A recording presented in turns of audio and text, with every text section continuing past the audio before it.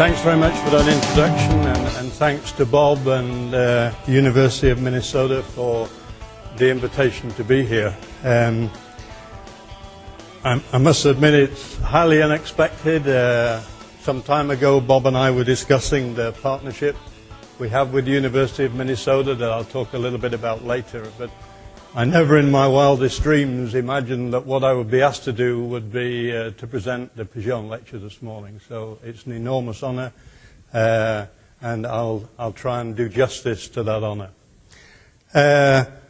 When I was sort of starting to get my mind around about what to do and exactly what it was I would present here, I contacted Bob and asked him, so what was the brief? And the answer was basically there is no brief. You can say what you like, which is actually a hopeless guidance to give for a talk. And these were some of the words that were in that message from Bob about what Carlos Pigeon did. We shared several meetings around the world. I don't think we ever sat on the same platform because he was doing health and I was doing production. But I guess we've met in Spain and Brazil and Mexico, and so I've certainly been aware of his activities, and we sat together on several social occasions during those conferences. But the word that caught my attention that I mentioned a little bit in the written text is this sort of passion thing. And I guess as a professor of swine reproductive physiology, that's a pretty unique title in its own right. I guess we get passionate about these things, and if you read the written proceedings, it sort of tickled my humor in that when my kids and grandchildren talk about dad or grandpa, this thing always comes up, what does your dad do for a living? And, well, a lawyer, accountant, whatever. Well, he's a pig prof, And then they go a little bit deeper when they get a bit older, and, well, he does reproduction and he sticks things in pigs and breeds them, and, the conversation gets pretty wild. And so it tickled my humor a bit to think of Uncle Carlos, what his kids would say. Well, he's passionate about pig diseases. I mean, imagine the time kids would have saying, his dad's passionate about pig diseases, but it's true. I mean, that's what drives us. And so in many ways, I guess the reason I'm here, why me?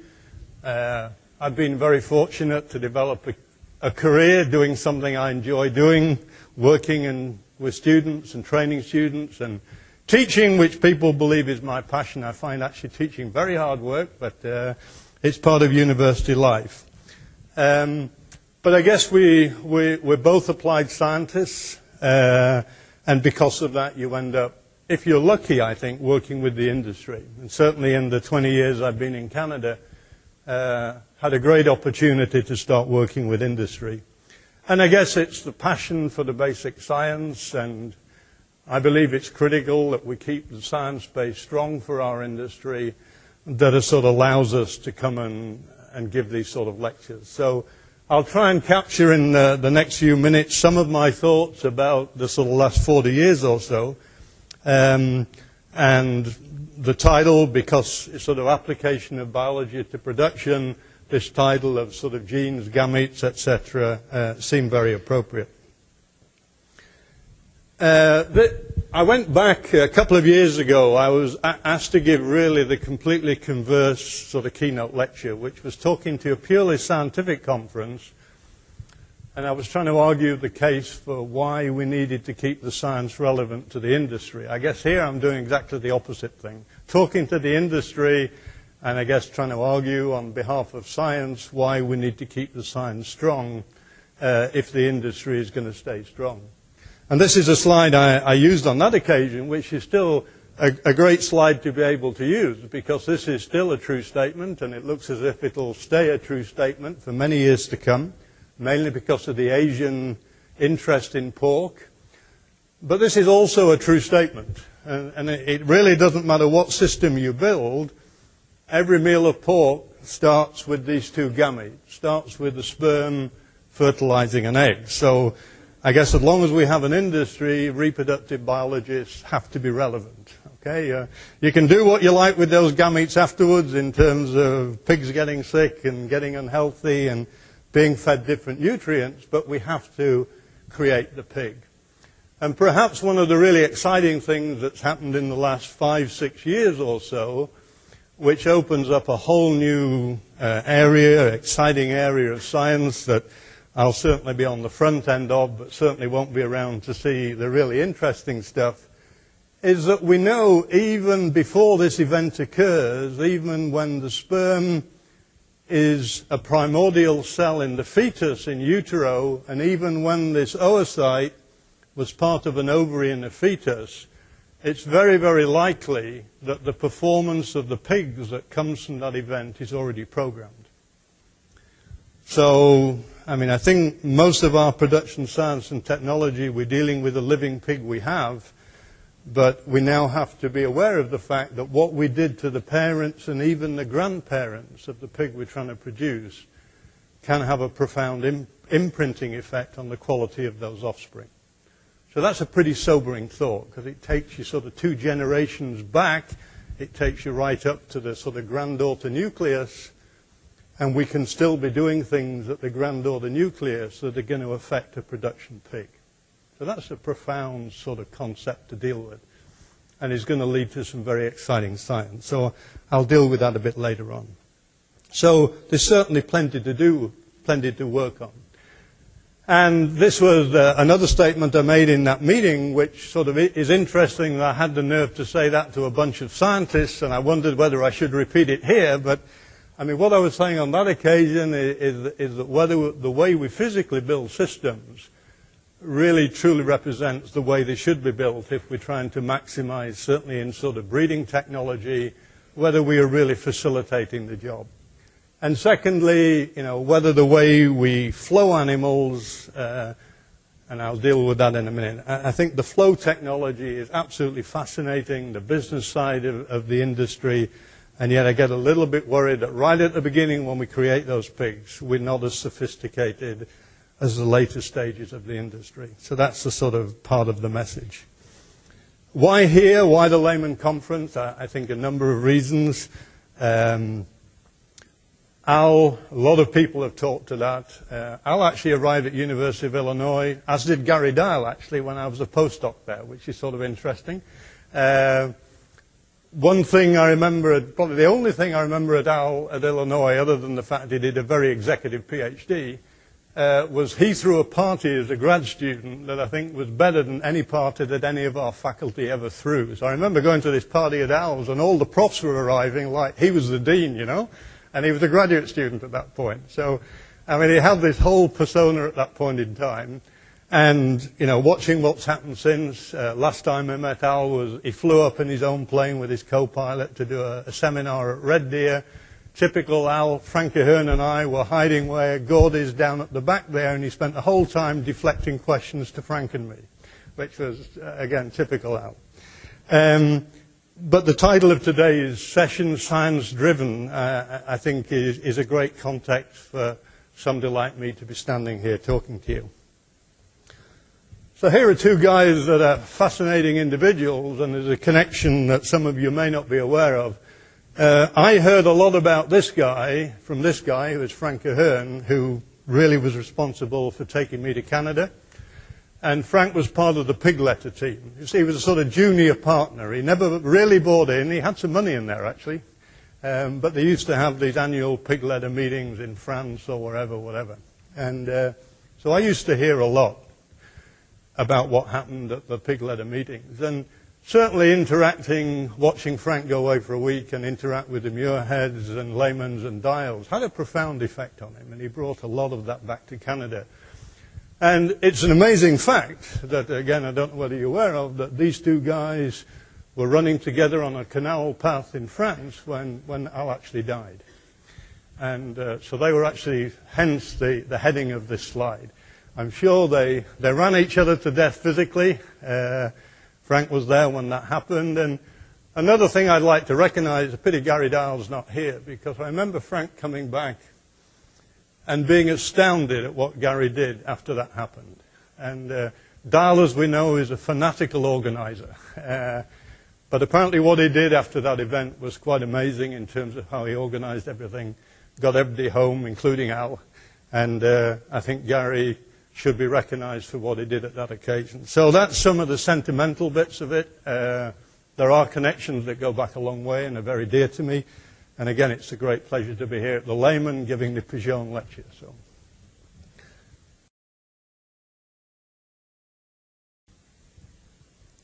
Why now? People don't seem to believe that I'm old enough to retire, but I'm getting there. I'm almost totally deaf in one ear. I've got both lenses replaced in my eyes. Apparently I'm not wearing out physically fast enough or something, so I shouldn't be retiring. But at least in terms of my university career, I'm sort of getting to the end of that.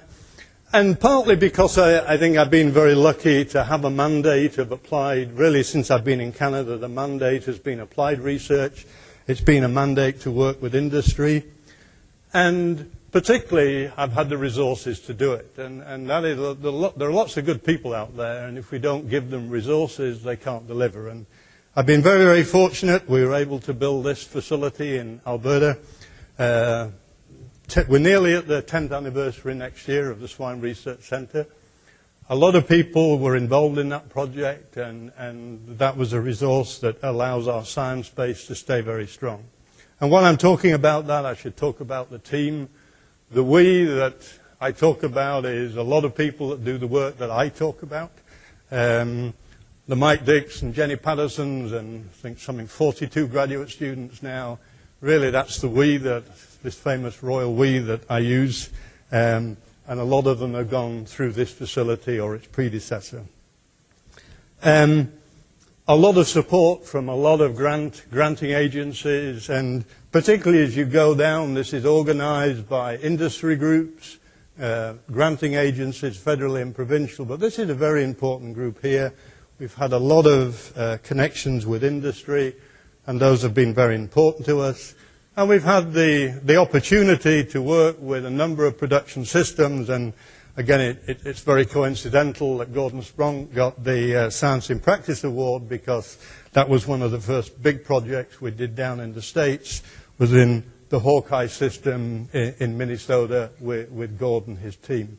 So those have been very unique opportunities, and I guess we've been very fortunate to be able to do it. The connection with University of Minnesota through eventually, I think I did 2 workshops, one with Jack Britt, goodness knows how long ago that was for the Layman, and then one with Frank Aherne, and then we eventually had an agreement with Bob and the team to do the workshop. So I think they'll continue, and they've been a great experience for us, and fortunately have become one of the features of the Layman Conference. So why here? I think a number of reasons why here. So having been given the opportunity and been given the platform, I guess, a few thoughts about science and production. And these are 4 things I'd like to sort of go through fairly quickly, just to give some idea of the way I see things. First of all, what I would see as pretty variable success in implementing pretty basic information. It's still obviously the catch-22. It's very easy to establish a fact. It's often very difficult to get that fact acknowledged and into a production system. That is really the trick, and particularly in terms of breeding management, there's a lot of hands-on stuff. That is probably the one time in the life of a pig where the interaction between a person and the sow and the boar is really the secret to success. And I don't think you can replace that. You can't produce a robot that will do that for you. And so I think from the back, from where I sat yesterday morning, you probably can't read all those statements. They're simply what I believe are absolutely known statements about the estrous period in the pig. So you're going to get a bit of reproductive biology now. This is essentially, how long is a piece of rope? Well, it depends on the bit of rope. So how long is the estrous period? And this is a slide I produced about 20 years ago. And it's based on a data slide that came out of the Netherlands, where on something like 34 different farms with exactly the same genotype and exactly the same management, they asked them how long was estrus. And essentially they got 34 answers. Okay? So this is simplified the 34 to 4. Depending on the system, depending on the people, depending on the intention, estrus may be this long or it may be this long. So there's about 20 different things including the guy that's measuring it, that will determine how long the estrus period is. So, listening to Julie Menard, this is a slide. I had a different slide. I pinched this from Julie the other day and modified it a little bit. She was talking about one of her best breeding managers using post-cervical AI and how successful he could be. He uses boars to detect the onset of heat, but in fact he ignores that information. And the only time he'll breed his sows is when he can do it without a boar and make them stand to back pressure, with no boar present. And that's when he does his 1 or 2 breedings, okay? So here's an excellent breeder that's completely redefined the length of the estrus period and produced fantastic results, okay? So again, totally unique to the pig, the environment, the people. So the point I'm trying to make is that if we start to change the definition of estrus and we say, okay, when do we need to breed? How many inseminations do we need? There's no formula for that. You can't write a simple protocol that applies to all people, all pigs, all systems. The one thing I'll try and show you is, this is some data from our group, showing even in gilts, if you look at when they first come into estrus at time 0 here, and you look at when they actually ovulate, no gilt ovulates before about 30 hours. And some of them don't ovulate here until 50, 60 hours. So when we're trying to think about what is the right breeding protocol, there's very little basis for inseminating at the onset of estrus, even in a gilt. It's actually a waste of semen, okay? The other thing that's fascinating in terms of reproductive biology is, if you look at some data that came out of Germany 20 years ago, if a boar breeds a female right here, there seems to be a fascinating process in that natural mating will advance ovulation by 10 hours. I don't know if you're aware of that. So if a natural breeding occurs here, somehow the boar can advance ovulation by 10 hours. Now, in terms of some of the things we've been discussing at Layman Conference this year, that starts to sound incredibly like induced ovulation. So now we're talking about, can we use PLH here, or can we use Ovugel here to synchronize ovulation and use a single insemination? If you look at the biology, that's actually what the boar does. So if you look at the biology and you try and apply it, we keep going in these big loops, and you keep coming back to the biology. If you look at breeding protocol, well, this is a set of data from Weitz's group again, and this was an experiment that was done again 15 years ago or so, where they inseminated gilts once, only once, 24 hours after they first showed heat. And then, retrospectively, they used ultrasound to figure out when they ovulated. So single insemination technology. And what they showed, in fact, was about 80% of the animals, shown in blue here, are bred in the 12 to 24 hour period before ovulation. So absolutely ideal, exactly the window we want. There's always, unfortunately, this 12 to 15% of females that have a delayed ovulation. And that is really the only basis for multiple inseminations. That's the only basis for multiple inseminations. If we wait at the beginning for 24 hours and do one insemination, the only reason we need to inseminate again is to catch about 12 or 15% of the females. So when you start to look at breeding protocols, and you see breeding protocols that say on the onset of estrus we start breeding, and we breed every 24 hours, and you look at the data I just showed you, even with 24-hour breeding, a lot of the animals should get 3 inseminations, if you're heat checking well and you really believe the protocol. And yet, most protocols that have been written, these are protocols from Weitzer relating weaning to estrus interval to insemination time, and you can see there's always a delay. Jenny Patterson and I have reviewed the same thing, and again, if you look at those documents, we're always arguing for a 12 or 24-hour delay. So what I'm trying to sort of get round to is not that there isn't any protocol that can be right. But the thing that's sort of fascinating is when you go onto units and you look at the protocol, and then you ask for the data in terms of numbers of heats, how many multiple inseminations, it's absolutely brilliant when you get the right data. Now, usually it's sort of profligate use of inseminations, but you can very quickly tell that the data, the biological data, fits the protocol. What is very worrying, and certainly exists in a big part of our industry, is when the protocols are not matching the data.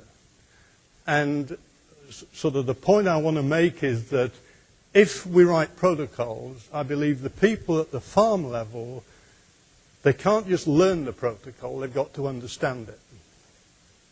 And if they never understood it, they can't actually apply it. And secondly, if you then get into discussions we're in at the moment about moving to single inseminations or different breeding technology, really if they don't understand the fundamentals, you can't enter into that discussion. So I guess I'm pleading with an industry, and it is an amazing industry that's been created, particularly in the States. And it's production-driven, it's data-driven, it's protocol-driven, it's business-driven. And it's an amazing thing to see. But when it comes down to this level, I think there's a real risk of a disconnect. And I think we need to be very careful, somehow get the biology and get the people back together again if we're going to have success at the very beginning of creating a pork meal at the time of conception. So if the protocol works and it matches the data, fine. If not, why not? And I think in a lot of cases we need to ask that question. The second thing this is very recent, going on to units that have got vulval discharge problems and sow fertility isn't all that it should be, and trying to figure out what the problem. And again, the statement here is if you look at the natural estrous period and what is going on in the reproductive tract, as far as I know, the cleanest environment is right inside the reproductive tract. Because of estrogen, we've got antipathogenic secretions in the vulva and vagina and the cervix. So that is a very, very clean environment. Outside that environment can be pretty miserable. So if you walk up and down a breeding row, we see lots of sows. These would actually be quite clean in many systems. So we're asking breeding teams to start looking at this mess and saying, keep this whole process sterile, basically. And obviously it's a massive issue. They're usually provided with dry wipes, a pile of dry wipes, which I guess the sort of feeling is this is aseptic. But the same hand keeps coming from the rear end of a sow to pick up the next towel and back again, backwards and forwards. So it's fairly clear to me that after about the first 10 minutes, the idea that this is a clean bit of paper is quite interesting. So the only question I'm asking is, there seems to be a lot of protocols that are encouraging people, first of all, externally, to worry about cleaning this whole area. But then secondly, more and more and more, I'm seeing people start to explore the internal anatomy of the vulva and vagina. So this is the one thing that is pretty safe. And when you start to see this stuff, and you see people actually taking dry wipes and entering right into the anterior vagina, apparently to clean it, again, my only question is, do we have a disconnect here? I'm sure the intent of the protocol is correct, but perhaps it creates more problems than it's supposed to solve. So again, interesting stuff. And as we go into an era now where we may be talking about single fixed time technologies, then clearly, as somebody pointed out yesterday, we get to single bore mating, single insemination, we get to a high risk situation. And so some of these basic things we need to get right, and I think we need to think a little bit about well-conceived, well-understood, and well-executed protocols at farm level. So this sort of technology where we're advancing a catheter, breaking the seal only at this point in time, and advancing a catheter into the uterus may actually have a lot of benefits in terms of keeping this process clean. The second thing I'd like to talk about is data capture. Obviously, it's a massive part of the industry that's been built, and yet I would still argue at breeding level, some of the data we don't capture is an issue. Again, a big mentor of mine, a great friend of mine, unfortunately, like Al, we lost him too early, but these are some truisms of Frank Aherne. You can't test drive a Ferrari in a traffic jam. This is sort of saying if you put gilts in a bad environment, they don't perform. This one I think is pretty more profound than it probably seems. In God we trust, everything else requires data. I think it has to be the right data. Again, part of the life I live exists in the realm of peer-reviewed literature. And peer review has its uses. Lots of good experiments that my students and I have submitted for peer review that got a pretty bad time from the referees. Okay, so nobody's perfect. People pick up things you didn't even see when you designed whole studies and concepts. And I think we need to be a little bit careful, particularly in this sort of environment, is starting to believe guys like me that have just been around for too long that keep telling you we've done this, we've done this, we've done this, we've done this, thread all those thoughts together and this is the truth. Okay? If none of that stuff is peer reviewed, be awful careful. And that's just a word of caution. I think we've got to see the real science and biology and production science we believe in. It's got to be well designed, it's got to be peer reviewed, and if it doesn't go through that process, be careful. Finally, if you can't measure it, you can't manage it. That's one of Frank's great things. And so looking at some of the things we do or don't measure, all the work we've done on the female looking at gilt development programs, I think it's true to say that there is no system that I'm aware of still that's reporting data still where we take some basic facts about estrous cycles, gilt weight at breeding, and we're actually seeing reports come back, regular reporting coming back saying, okay, last year, what was the effect of weight at breeding on the longevity of these females? I mean, it's a crucial issue. We all talk about longevity. We have no way really of measuring the impact of various things on longevity. So that, I think, becomes, what information do we need to enter to pull back the information we're going to need in the future to make things more efficient. And again, there's a number of things, I think we've heard it at the workshops this week, that there are a number of things we know very well that seem to be positive for lifetime development. So if we know them and we can measure them, I guess we should be entering those records into data systems so we can prove in a production system it's true, then why don't we do them? But again, coming back to physical facilities, there are many, many systems that haven't built the physical facilities that are needed to do the front end of gilt development, acclimation, all of these things correctly. So if we don't measure it, then obviously we don't have to worry about it and we can't manage it. So the simplest thing is not to measure it and then don't worry about it. But I guess the question is, should we be measuring some of these things? Should we be recording them? And if we did, what would happen?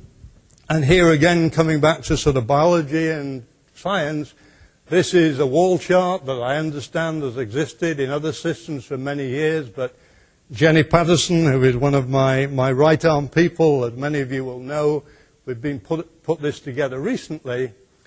This is simply looking at vulval development in gilts. This is looking at behavioral events that go in parallel. So if you're running a GDU or a gilt stimulation program and you put that on the wall, the question is, do the people running the unit understand what it's telling them? And again, something I'm a massive believer in. I think if all the people that are trained to breed sows in stalls actually had to go to one of these units and watch courtship in the pig, it would turn on a lot of light bulbs. Okay? So this is courtship.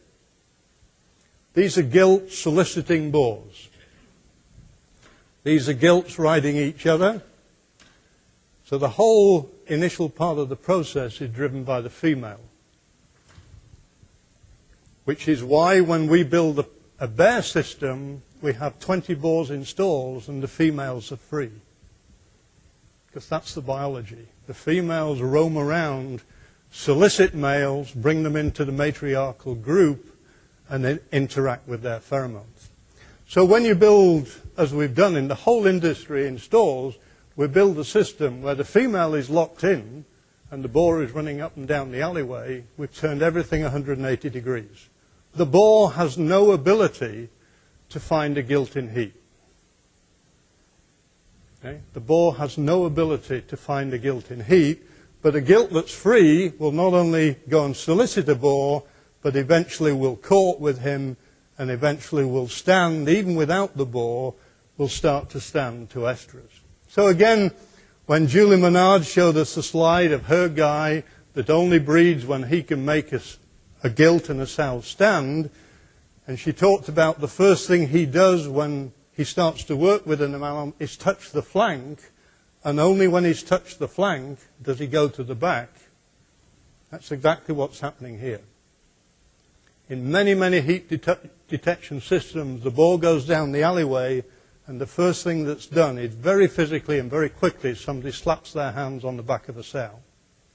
That's not courtship, that's getting close to behavioral rape, okay? So again, when we look at these interactions and train staff and they understand that the boar is a vehicle to allow the female to express estrous, you're talking about something very different, if you will, quite magical in a way, but quite different and again, very important.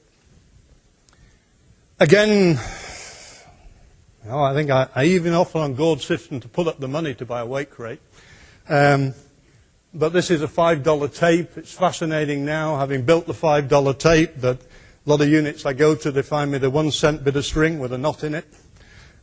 So apparently a 5-cent tape is even too expensive. But I mean, if we can do this and we collect the data and we put this data into our recording systems, I think we'll learn a lot. And I was talking to Joaquin Sporhay, again, a great colleague in sort of applied science over the years.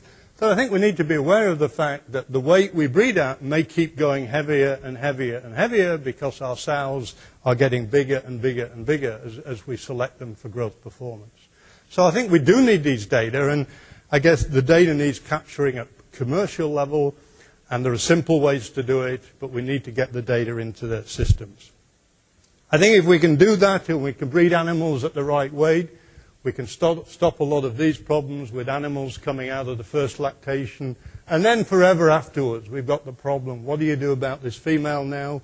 Is this one over-conditioned? And you'll see some comments are made in my written paper. Really, this discussion is occurring at the wrong time. It need to occur at the time. We should have weighed these gilts when they were bred, and we should have bred them at the right weight. So perhaps we can get rid of that problem if we do some other stuff earlier on. Again, been a lot of discussion this week about breeding technologies, and again, we've reviewed a lot of this in the workshop and in a session yesterday. Compared to other industries, our use of genetic transfer is pretty miserable. And again, in the written paper, I try to reflect on probably why that was. I think a lot of people in science got demoralized because we didn't have any big breakthroughs. We still can't really freeze effectively both the gametes. We can freeze some sperm.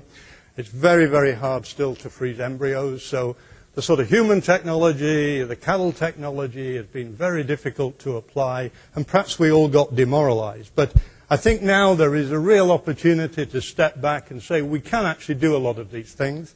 And what if we follow from these guys? The guy on the left, you may not all know, is Chris Polge, who is considered to be the founding father of AI technology in domestic species.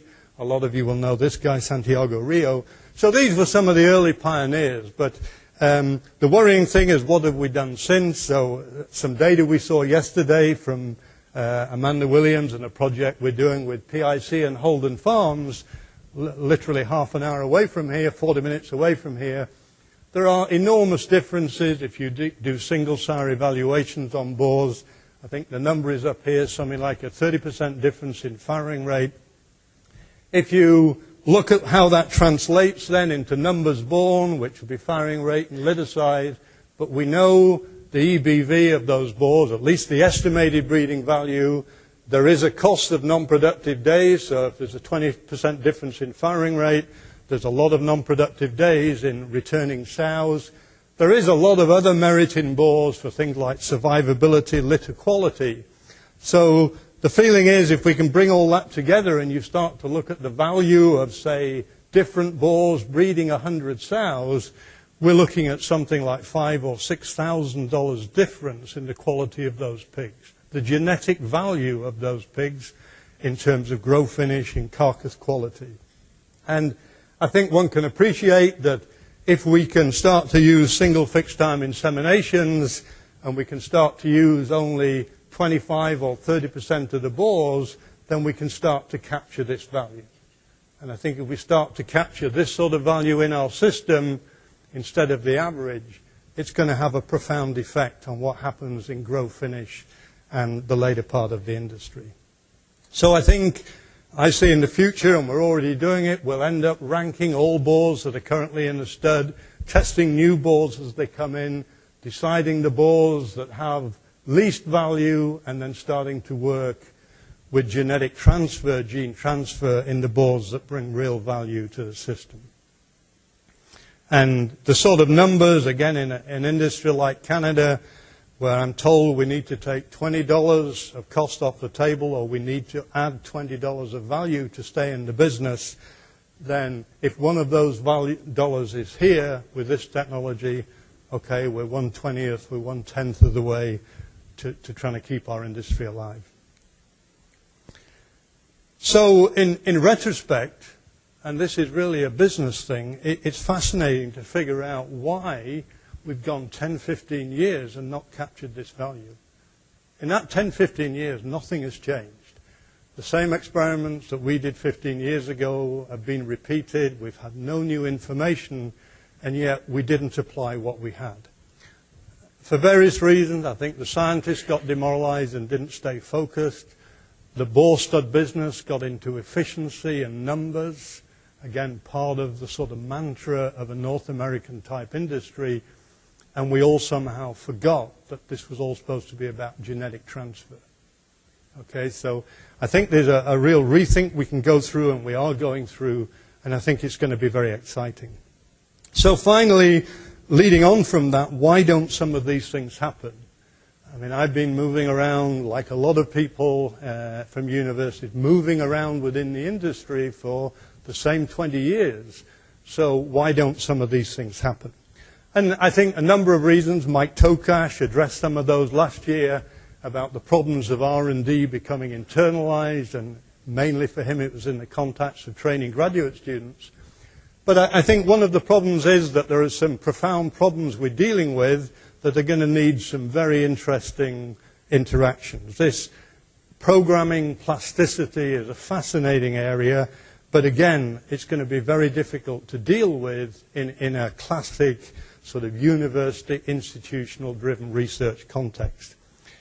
What we have focused on, as many of you know, is the fact that if you look at production sows, mature production sows, for some reason, a lot of those sows produce small birth weight litters. It's not a litter size problem, but it's a low birth weight problem.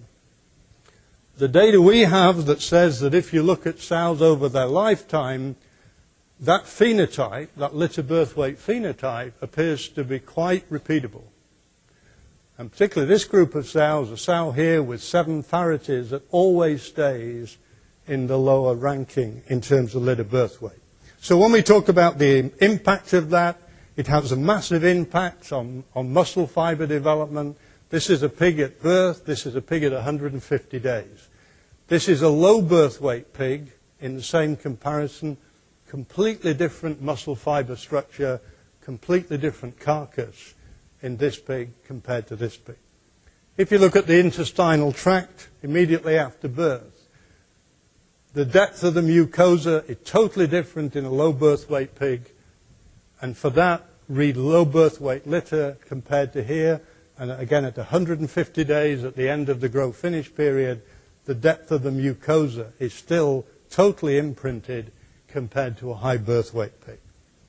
Billy Flowers yesterday talked a little bit about transgenerational issues. What if at multiplication level, birth weight and the number of pigs suckling in a litter actually affects gonadal development?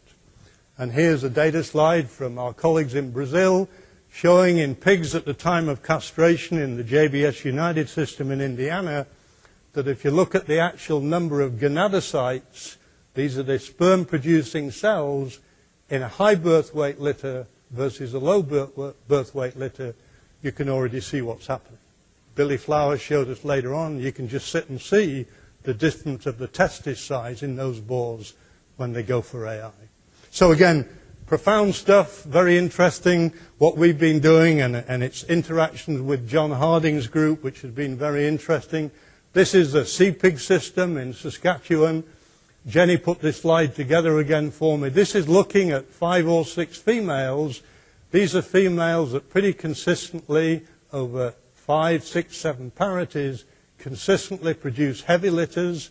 And here's a group of females, again mature females, that pretty consistently produce low birth weight litters.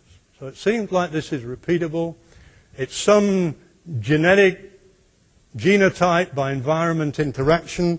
We're pretty convinced it's driven by high ovulation rate is the thing that drives it to begin with. And it's very interesting in this very small group of females that we pulled apart. We've collected tissues from these females. We did a similar thing in Indiana. And it's very interesting that the average ovulation rate in the high birth weight group is 21, and the average ovulation rate in the low birth weight group is 26. Our belief is that the modern mature sow has extraordinary ovulation rates, and you drive a lot of embryos into the uterus early on, and that is the beginning of producing a low birth weight litter. So they're multi-gene traits, they're very hard to go after, but again, we have this technology. Graham Plastow was talking about it. Our own group in the embryo gene program has produced a slide with something like 20,000 genes represented on the slide. In the transcriptome of the early embryo, in Graham's lab, we have access to the, whatever it is, 66,000 SNP chip. So genomically, we can screen these females, and I hope eventually we're going to be able to explain some of this profound programming effect that is actually setting up the whole of the efficiency of our production systems. If we can understand it, we can find markers for the component traits, and hopefully in the next 10 years, those markers can be used in genetic selection programs, and we can start to bring quality and quantity closer and closer together in the future. So access to females becomes everything, and access to mature females becomes critical. We have a unit with something like 100 mature females, and we need like 10,000. So clearly there's a whole need to link with industry now to get access to the phenotypic data. The same thing is happening on the health side, a lot of interest in health research, but again, we've got to collect phenotypic information. And the reason I've become very involved with the refunded CRC program, many of you will know Roger Campbell. Roger is CEO of the new High Integrity Australian Pork, is their new moniker. They have a fascinating process where millions of dollars that we've just been allocating in the sort of management of that program is actually allocated to commercial companies that already have R&D facilities, and they're actually paid as what is called essential partners. They're paid for technical support, for developing and making those facilities available to Australian researchers, but in return, they have to make a declared number of sows or gilts available to those research programs for the next 9 years. So it's a very interesting, actually funded program that's been created in Australia that really brings commercial production very close to the best science and sort of forges, by a funding mechanism, some of the relationships we need. So again, I see NPD starting to invest in similar sort of projects in the States. It's starting to happen in Canada, but I think we need to make it happen much, much faster and find the vehicles to do that if the next generation of research is really going to deliver what we hope it will deliver. And finally, again, in relation to this whole concept of gene transfer, which I think in our industry has somehow gone off the rails, I'd like to raise the scenario that perhaps if we capture some of the expertise we train on a regular basis, perhaps in big systems, we need to look at gene transfer technology as a very important business center, a very important technical center in our industry, and perhaps some of the graduate students that disappear into in vitro human clinics, we need them in our boar studs, we need them in our gene transfer centers. I believe we need new business relationships between genetic companies, boar studs and production companies. The current paradigm, I don't believe, is working for us, so I think some new business models look very interesting, and perhaps if we do that, we can bring the level of expertise to the right level, and we can flow pigs into your systems that really have the quality we hope they would have. So